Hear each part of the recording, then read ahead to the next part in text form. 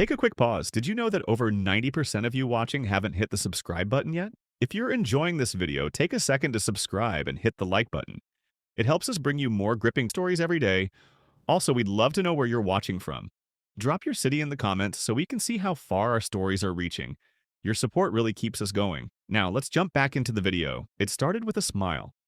Just a small, polite smile across the room. I was holding 2 glasses of wine, weaving between clusters of old friends and fake laughter, and I saw her smile at him like I wasn't even there. It was a college reunion. 15 years since we'd last stood in that campus auditorium. 15 years since we all scattered into adulthood, some with more to show than others. I had built a steady career, a quiet life, and thought I had a solid marriage. I thought I knew her. Her name is Claire. And the man she smiled at, the one who made her eyes light up in a way I hadn't seen in years, was Adam. I only knew about him in fragments. Claire didn't talk about him much. Just one of those could have been, she said. It was never serious. That's what she told me during one of our long talks early in our marriage. Lying in bed with the fan humming overhead, sharing the past like it was all behind us. But the way she looked at him tonight told me I'd been fed a lie. "Hey, babe," I said, nudging her arm, handing her the glass. "Who's that guy you were smiling at?" She took the wine with a quick, almost guilty nod, like I'd caught her texting someone she shouldn't. "Oh, that's Adam. Just Adam." Her voice dipped when she said it. Not my old friend or a guy from class, just a name. Like it should mean nothing. I tried to smile. I'm good at smiling when I'm uncomfortable. "You guys were close, huh?" She looked up at me. "Not really. Just a blast from the past. I could have left it there. I should have. But something tightened in my chest, and I couldn't shake it. The night moved around us. People laughing too loudly, music playing too softly. I saw Adam making his way through the crowd, greeting people with that effortless confidence. He looked like he hadn't aged a day. His shirt sleeves were rolled up, revealing tanned forearms and a tattoo that wasn't there in college, apparently. People gravitated to him like he was the main event. And then he came to us. Claire. His voice was low, familiar, intimate. He didn't even look at me at first. She smiled again, bigger this time. Adam. They hugged. I stood there like an afterthought, still holding my half-empty glass. When they finally broke apart, she turned to me. "This is my husband, Mark." Adam extended his hand. "Hey, man. Mark, right? I've heard so much about you." I shook his hand firm. Wish I could say the same. He laughed like I'd made a joke. Claire looked between us, but she didn't say anything. They started catching up. Stories from their old dorm, some inside jokes I couldn't follow. I stood there nodding, trying not to show how much it stung. She laughed at things he said with a softness I hadn't heard in years, like he was reaching into a part of her she'd closed off from me long ago. Eventually, someone called Claire over, an old roommate or sorority sister, and she excused herself. Adam and I were left alone. "So," he said, swirling his drink, "you two been married long?" "8 years," I said. He whistled. "That's solid. She always said she wanted something real." I blinked. She said that. He smiled, not answering. Just sipped his drink like he was savoring a secret. Later, I found Claire talking with him again away from the main crowd near the back patio where string lights hung like stars. She was leaning in, not touching him, not quite, but close. Too close. I watched for a moment. Something inside me wanted to go over there, make a joke, put my arm around her, and marked territory like some insecure fool. But I didn't. I turned away, pretending I wasn't unraveling. I talked to people, smiled, nodded, answered questions about my job and life, but my eyes kept drifting. Back to them, back to her. I found my old friend David near the bar. He was 2 beers deep and loose with his words. "Man, you okay?" he asked, noticing my expression. "Yeah, why?" He leaned in. "You just look like someone stole your lunch." I chuckled, forced. Just tired. Long week. He looked across the room. Claire and Adam. "Wow, that's a weird one." My stomach dropped. "What do you mean?" He shrugged. Didn't you know? They were like obsessed with each other back then. Everyone thought they'd end up married. My mouth went dry. She said it wasn't serious. David gave me a look. Come on, man. Claire used to skip class to hang out in his dorm.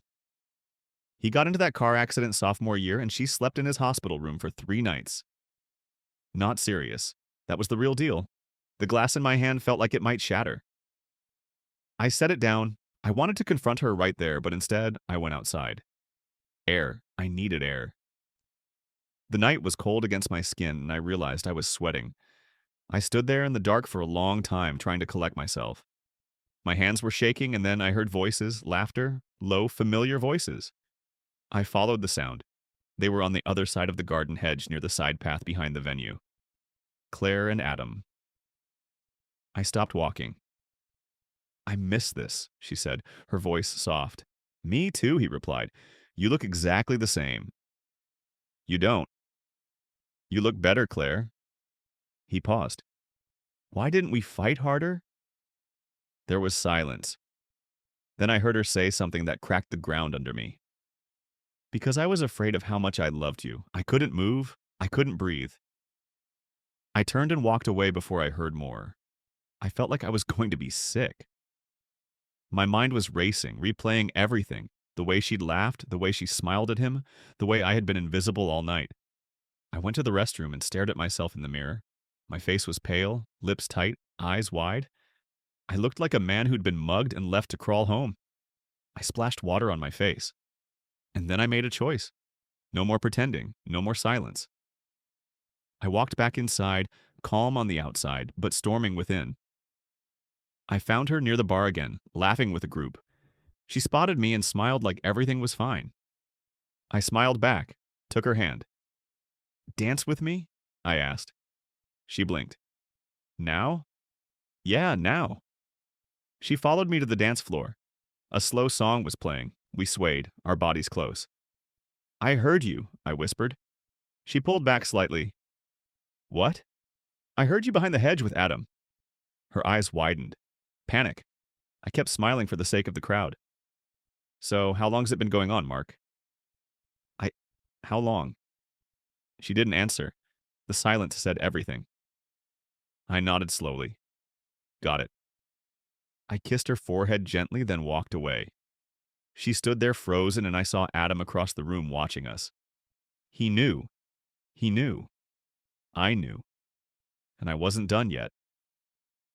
I walked toward the stage, toward the microphone, because if I was going to bleed tonight, I wasn't going to do it quietly. I walked up to the mic like I was in a trance, but I knew exactly what I was doing. My heart was pounding so hard I could feel it in my throat, but my steps were steady. I didn't care who was watching anymore. For the first time in a long time, I felt wide awake. There was a guy giving a toast, something about old memories and new beginnings, and I waited just long enough for the polite applause before stepping up next to him. He looked at me confused. I smiled and tapped the mic. Sorry, I said, clearing my throat. I won't take long, just needed a moment. The crowd turned toward me. Glasses stopped clinking. Conversations fell away. There's something about a man who never speaks, suddenly deciding to people listen. Claire stood frozen by the bar, her face a pale mask. Adam, just a few feet away, had his arms crossed, watching me with that same confident posture. But there was a twitch in his jaw. I wanted to say something about reunions. I began my voice clear about what it means to come back to the past, about what it means to see people again, to remember who we were and how far we've come. A few nods, murmurs of agreement. I kept going. You know, I came here tonight excited, nervous too. My wife, Claire, she went to college here. She used to talk about this place like it was sacred. So I was honored to come with her to see where it all began. I'd let that hang for a second, and I thought I understood what that meant.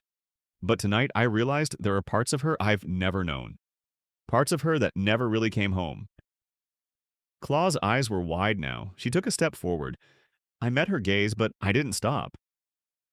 I learned something tonight. Not from a confession, not from an argument.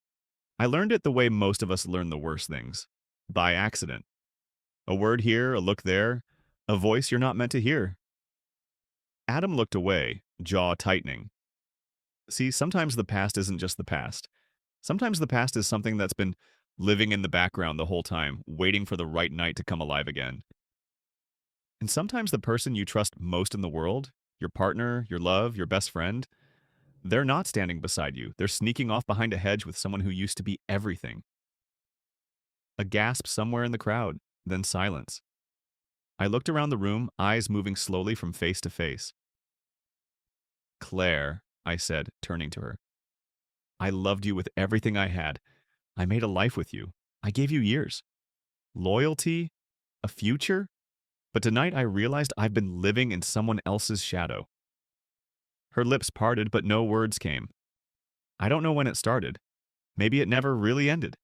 Maybe he was always the one you wanted, and I was just the safe choice. I don't know. But I do know one thing. I'm not going to compete with a ghost anymore, or a man who clearly never left your heart. People were shifting uncomfortably. Some looked at Adam now with curious eyes. Others whispered to each other, trying to piece it all together. Claire looked like she might faint. I came here thinking I was the husband, I said quietly. Turns out I was just the placeholder. I set the mic down gently. The sound echoed like a final nail in a coffin. Then I walked off stage. Claire followed me. Mark, wait, please, she said, catching up just outside. The ballroom doors. Can we talk, please? I turned around and looked at her. Really looked at her. Her makeup was perfect, but her expression was falling apart. Her hands trembled slightly. You lied to me, I said quietly. Now for how long? She shook her head. It wasn't Mark. I didn't mean for this to happen. I didn't plan any of this, but it happened. So how long? She swallowed hard. Just a few weeks after the reunion invite came. We reconnected on social media. He messaged me. We were just talking at first, and then she couldn't finish. And you thought you'd test it out in person just to see if the spark was still there? It wasn't like that. You told him you were afraid of how much you loved him. She flinched. You heard that? I did. Tears welled in her eyes. I didn't mean to hurt you. I laughed bitter. But you did. You stood next to me tonight and acted like everything was normal. Like we were still us. We are us, she insisted, stepping closer. Mark, this was a mistake. I got caught up in the past. It didn't mean don't, I said, holding up a hand. Don't tell me it didn't mean anything. Don't insult me like that. Her lips trembled. She tried to reach for me, but I stepped back. Did you sleep with him? I asked. She hesitated. That was enough. I nodded. Got it. I turned to leave again, but this time she grabbed my arm. Mark, please don't do this. We can fix it. We can go to therapy. We can. I begged you to be honest with me. I said, I've always just wanted the truth from you and you chose him. Not just tonight, Claire. Emotionally. Maybe for a long time now. She was crying openly now. I was confused. I still love you. No, I said softly. You love the version of me who doesn't know what you did. That guy's gone. I walked away back into the building, not to rejoin the party, but to gather my coat, my keys. People stared. Some whispered.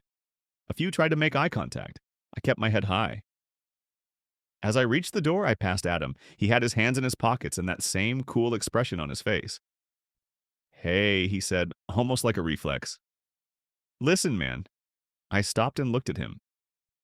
You don't get to talk to me, I said. You don't get to call me man like we're friends. You knew she was married. You knew I was standing right there. She came to me, he said a little too quickly. Of course she did, I replied. But you didn't stop her. And that tells me everything I need to know about both of you. He shifted, finally uncomfortable. She's all yours, I said, my voice steady. Good luck building something with the pieces you broke. Then I turned and walked out the door into the night. The cold air hit me like a wave, but it felt clean. I didn't have a plan. I didn't have answers. But I had one thing I hadn't had all night. Clarity. I didn't lose my wife tonight. I just finally saw the truth. I spent the night in a quiet hotel on the edge of town. One of those places where the hallways smell like old coffee and the pillows are too thin. But it didn't matter. I wasn't looking for comfort. I just needed space. I lay on the bed staring at the ceiling for hours. Not crying, not raging, just empty. I kept replaying the night over and over in my mind. Claw's face when she realized I knew. Adam's smug calm giving way to discomfort. The silence that followed my speech, heavy and unforgettable. It wasn't the kind of silence you get after drama or gossip. It was the silence of truth. I didn't sleep much, maybe an hour here or there. Morning came slowly, the kind that sneaks in through heavy curtains and makes the world feel colder than it should be.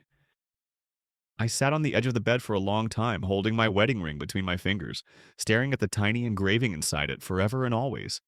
It felt like a joke now, a cruel one. My phone buzzed around 7 a.m. I didn't have to check it to know who it was. Claire? She'd called 3 times during the night, texted even more. I finally looked. Please come home. We need to talk. I can explain. I love you. I made a mistake. One night, that's all it was. Please don't throw everything away. I'll do anything. Therapy, whatever it takes. Just talk to me. I didn't reply. Not yet. I needed to find myself in the silence first before anyone else tried to speak for me. By mid-morning, I checked out and drove to the lake. It was a spot Claire and I used to visit before things got complicated. I remember how she loved to sit on the edge of the dock, feet dangling over the water, laughing about nothing. I parked and walked to that same dock. The air was crisp and the sky was that kind of bright blue that only shows up after a storm passes. I sat there for a long time. No music, no phone, just wind and water. And I let myself remember everything. I remembered the first time I met Claire, how her smile felt like something permanent. I remembered our wedding day, the way she trembled when she said her vows. I remembered lazy Sundays and late-night arguments and quiet apologies whispered in the dark. I remembered the good and the bad, and then I remembered her voice in the bushes behind the ballroom. I'm scared of how much I still love you. I hadn't misunderstood. I hadn't overreacted. She said it. She felt it. Maybe she still did. And that was the hardest part. It wasn't just that she cheated, it was who she cheated with, what he represented. He wasn't just an old fling, he was the ghost she kept hidden. The what if she never let go of. And now that ghost had stepped back into her life like he never left, and I wasn't willing to haunt myself to keep her happy. By noon, I finally texted her back. I'll come home, but only to talk. No promises. Her reply came fast. Okay, I'll be here. Thank you. I drove back with a heavy heart, but no longer broken. Just resolved. When I walked through the door, she was waiting in the living room, sitting stiffly on the couch like she'd been holding her breath all morning. She looked tired, like she hadn't slept either. Her eyes were red, her hands clasped tightly in her lap. Thank you for coming, she said. I nodded, setting my keys on the table, but staying near the door. You wanted to talk, I said. So talk. She stood and took a step toward me, then stopped. I know you hate me right now, she said, her voice quiet. I know I broke something between us. But I'm not ready to give up. I'm not. I said nothing. She took a shaky breath. It was one night, one stupid, impulsive night. I didn't plan it. I didn't go there expecting to fall back into old feelings, but I did. And I'm sorry. I'm so sorry, Mark. I still said nothing. I never stopped loving you, she said. But I think maybe I never let go of him either. And that's my fault. I should have told you when he reached out. I should have shut it down before it even started. Why didn't you? I asked finally. She looked at me, eyes pleading. Because part of me wanted to feel what it was like again. I know how terrible that sounds, but I felt invisible lately, like we were roommates, not partners. And then Adam messaged me, and suddenly I felt seen, desired. Her words stung more than I expected. You felt invisible? I echoed. And instead of talking to me, you ran to someone who left you years ago. She didn't answer. Claire, I get that relationships go through rough patches. I've felt it too. I know we've been drifting a bit, but I didn't think we were broken. We weren't, she whispered. We aren't. Not really. I think we are, I said. because trust isn't something you can repair with a few tears and a promise to try harder. You didn't just make a mistake. You made a choice. You chose him, not just physically, emotionally, and you kept choosing him even after I walked into that party with you. She broke then, sobbing into her hands. Please don't leave me. I stood there for a long moment, watching the woman I'd built a life with come undone, and I wanted so badly to hold her, to say it would be okay. But I couldn't lie to her, not now. Not when I finally found the strength to stop lying to myself. I don't know what happens next, I said honestly. I don't know if we can fix this, but I do know I need space, time, clarity. She nodded, still crying. Are you leaving for now? I said, I need to figure out who I am outside of this, outside of us. I packed a bag that afternoon, just essentials. I didn't make a big scene. I didn't slam doors. She watched from the hallway, arms wrapped around herself like she was trying to keep from breaking apart. Before I left, I turned to her. I loved you more than anything, I said, and maybe someday I'll look back and remember the good more than the pain. But right now, I need to love myself more than I love the idea of fixing what you destroyed. She didn't answer. She just nodded. As I drove away, I felt something shift inside me. A strange mix of grief and relief. I didn't know what tomorrow would look like. Maybe we'd find our way back. Maybe we wouldn't. But for the first time in a long time, I felt something close to peace. I wasn't the man who got cheated on. I was the man who chose not to stay broken. And that made all the